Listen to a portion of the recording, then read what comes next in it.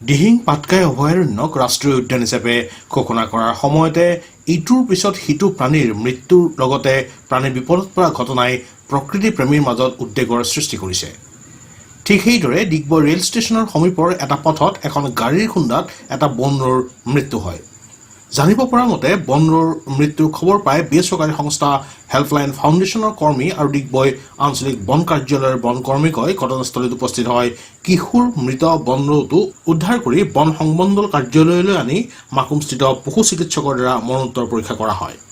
ব্যক্তিবিশেষৰ উপস্থিতিত শেষকৃত্য সম্পন্ন কৰা হ'ব বুলি প্ৰথম শ্ৰেণীৰ বনপালক প্ৰফুল্ল গগৈয়ে জানিবলৈ দিয়ে। সন্দেহ কৰা মতে আপাৰ দিহিং বনাঞ্চলৰ পৰা খাদ্যৰ সন্ধানত বনৰৌটো ওলাই আহিছিল। দুৰ্ঘটনাত পতিত হৈ বনৰৰ মৃত্যু হোৱা ঘটনাই ডিগবৈৰ একাধিক প্ৰকৃতিপ্ৰেমী সংস্থাই শোক প্ৰকাশ কৰিছে। বিনন্দ কোঁৱৰৰ ৰিপৰ্ট, দেশৰ খবৰ, অসম।